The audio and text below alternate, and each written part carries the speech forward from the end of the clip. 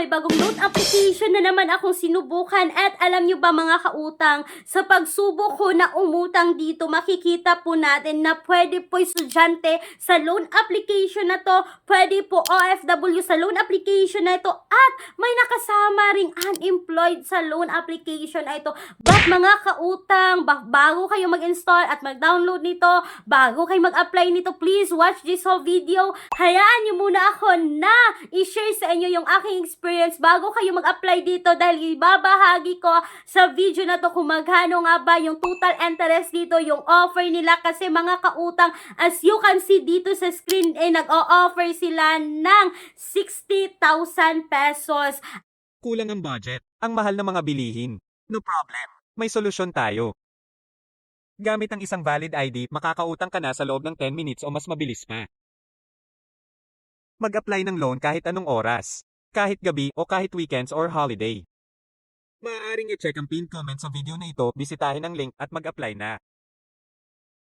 Yes mga kautang, as you can see sa screen, it's all about Techcash po. Pero wala siya sa Google Play Store dahil nasa App Store ang loan app na ito. At makikita nyo dito mga kautang, no, amount of loan available is 60,000, loan term is 180 days. So mga kautang, pag ganito na talaga yung agad makikita natin, wag agad tayo magpapaniwala mga kautang, lalo na kapag tayo ay first time loaner, kasi wala naman na nag-offer agad ng 60,000 kung kayo ay first time loaner. So click natin dito yung apply. Pagkatapos dyan mga kautang, as usual, kailangan nating maglagay dito ng ating authentication, yung personal information, job information, yung contact information, at yung card info natin. Pero dito mga kautang, pagdating dito, makikita nyo yung offer is naging 15,000 na lang. At mga kautang, dapat magmasid-masid tayo, magbabasa tayo, kasi makikita nyo dito, loan term, 7 days yung nakalagay. So, ibig sabihin nito mga kautang, no, na hindi po nyo pa na-proceed yung application, makikita nyo na agad yung 7 days. So, hindi siya legit na 180 days. Diba? At pagkatapos yan mga kautang, yung valid ID na pwede dito, no, ay UMI, driver's license, passport, TIN, SSS, voters ID, health card, at national ID. So, yan yung mga highly recommended na mga valid ID nila. Pwede rin postal at pag-ibig. So, mga kautang, sabi ko nga kanina, nakita ko dito sa kanilang job information, no, kung kayo ay student, pwede, OFW, pwede rin namang unemployed. Siguro ito ay belong sa mga housewife, mga kautang, no. So, pwede yun. May mga choices na pagpipilian. At ito na nga mga kautang, pagkatapos mo mag-apply dyan, pagkatapos nag-apply dyan mga kautang, ito na agad. Loan amount is 2,000. So, sa 60,000, naging 15,000, at ngayon, naging 2,000 mga kautang, at still makikita mo pa rin yung long term na 7 days.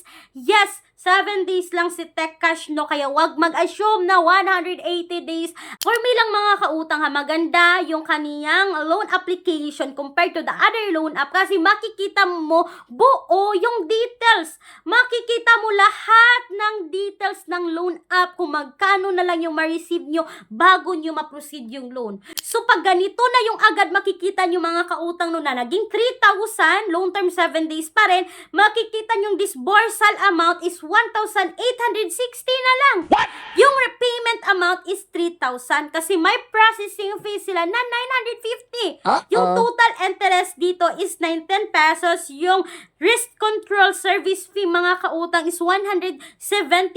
At mga kautang, no, take note, mababa yung interest kasi 19 pesos lang. But may kasama pang risk control service fee na sinasabi. At meron pang processing fee na sobrang laki, which is 950 pesos. So mga kautang, pag ganito na agad yung makita natin, no, sa 3,000, yung ma-receive mo is 1,860. So meron siyang total deduction kasama interest, kasama ng service fee, kasama na yung risk control fee nila na 1,140 lahat. At babayaran mo ng buo sa loob po yan ng 7 days mga kautang. So 1,140 is napakalaki na sa loob yan ng 7 days.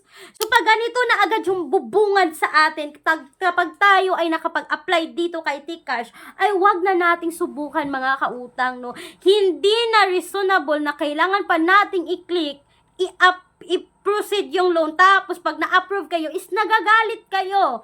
No? Hindi dapat tayong magalit sa mga loan app na hindi nagbibigay ng buong details. Pero itong si Tcash mga kautang, makikita nyo na lahat ng details. So, bakit nyo pa itutuloy yung pag-utang dito kung ganito naman kalaki yung loan details? Diba? Dapat isipin natin mga kautang bago mag-apply, bago mag-proceed kasi napakalaki ng interest dito kay Tcash, no? At mga kautang, kahit mainganyo pa man kayo na pwede siya sa student, pwede siya sa unemployed, pwede siya sa OFW, kahit pwede mga kautang, para sa akin hindi recommended si Tcash, no? Kahit gaano pa yan ka-recommended. At yun mga kautang, no, hindi ko pinagpatuloy yung pag-utang dito kay Tcash kasi alam ko naman sa sarili ko paano o saan ako kukuha ng 1,140 within 7 days. So, dapat po mga kautang, ganyan din yung mindset ninyo, no, na kapag ganyan nakalaki yung interest, huwag nyo nang subukan pa ang loan app na gusto nyong utangan. So, maghanap na lang kayo ng mga ibang alternatives mga kautang. Para sa akin, kung ganito yung interest mga kautang within 7 days, mas okay na yung mga loan app na 0% interest sa loob ng 7 days. May mga loan app pa rin mga kautang, no, na 0% interest sa unang hiram sa loob ng 7 days. Kagaya lamang ni Manikat, kagaya lamang ni Digido na hindi pa nag-a-access ng mga contact list kasi pwede kayong mag-apply direct website, or iba mga kautang may other loan app na naman na 0% interest tapos 10 days lang, okay rin, kagaya ni Online Loans Pilipinas, di ba? May mga other alternative way tayo na makautang, no, kapag kailangan talaga natin yung okay naman, di ba? At mga kautang, hindi ibig sabihin na binanggit ko sa inyo ay utangan na ninyo, pero kung naghahanap kayo ay maglalagay ako ng link nila sa description box at sa pen comment section ng video na ito. Pero nasa sa inyong mga kamay pa rin ang decision mga kautang, no? At kung gusto niyo, meron ding 30 days sa unang hiram.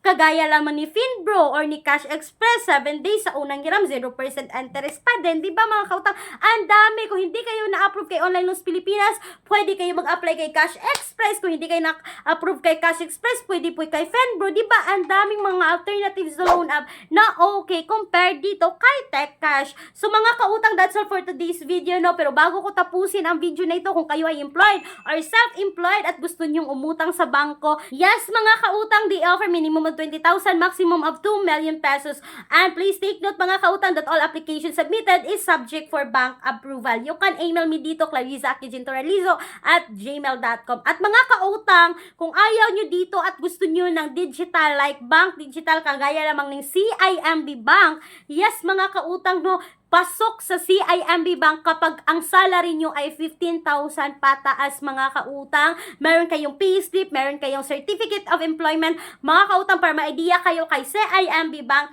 is pwede nyo bisitahin yung Peramax PH na YouTube channel mga kautang, dahil ang daming reviews doon kung paano ba umutang sa bangko ng mga legit like CIMB Bank. Please watch their video mga kautang para may idea kayo kay CIMB Bank. So that's all for today's video. Hindi recommended para sa akin ang Tcash. Once again, this is Clarice, ang inyong #1 palautang, dahil utang is life. Bye bye bye!